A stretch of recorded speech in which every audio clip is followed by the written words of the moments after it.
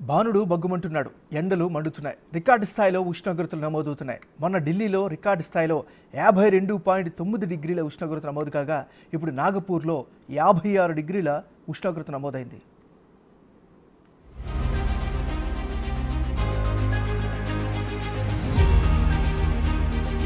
దేశవ్యాప్తంగా ఎండలు మండిపోతున్నాయి. రికార్డు స్థాయి ఉష్ణోగ్రతలతో సూర్యుడు తన ప్రతాపం చూపిస్తున్నాడు. 2 రోజుల క్రితం ఢిల్లీలో అత్యధికంగా 52.9 డిగ్రీల ఉష్ణోగ్రత నమోదు కాగా తాజాగా మహారాష్ట్రలోని నాగపూర్లో ఏకంగా 56 డిగ్రీల ఉష్ణోగ్రత రికార్డయింది.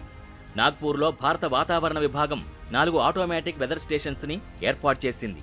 ఇందులో 2 అసాధారణ ఉష్ణోగ్రతలు చూపించాయి. సోనేగావ్లోని AWS స్టేషన్లో 54 డిగ్రీల ఉష్ణోగ్రత నమోదు కాగా ఉత్తర అంబాజరీ రోడ్డులోని IMD కేంద్రంలో రికార్డు స్థాయిలో 56 డిగ్రీలు నమోదైంది. ఇటీవల ఢిల్లీలోని ముంగేష్పూర్లో 52.9 డిగ్రీల ఉష్ణోగ్రత నమోదైంది. ఢిల్లీ చరిత్రలో ఇదే అత్యధికం కావడంతో వాతావరణ శాఖ స్పందించింది. ఆ వాతావరణ స్టేషన్లోని సెన్సార్ పనితీరుపై తనిఖీ చేస్తున్నట్టు తెలిపింది.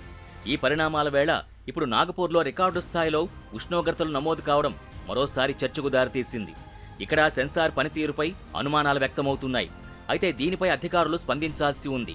మరోవైపు తీవ్రమైన ఎండలు వడగాలులతో ప్రజలు ఉక్కిరిబిక్కిరవుతున్నారు. ఇప్పటికే వడదెబ్బ కారణంగా దేశవ్యాప్తంగా పలు రాష్ట్రాల్లో 54 మంది ప్రాణాలు కోల్పోయారు.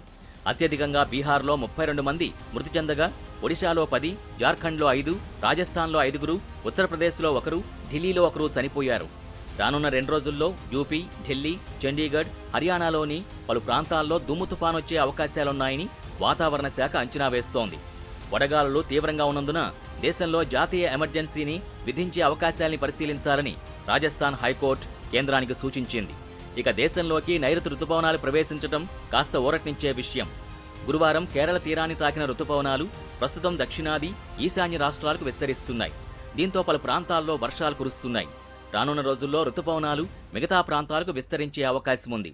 దీంతో వడగాలుల తీవ్రత కాస్త తగ్గచ్చని వాతావరణ శాఖ అంచనా వేస్తోంది.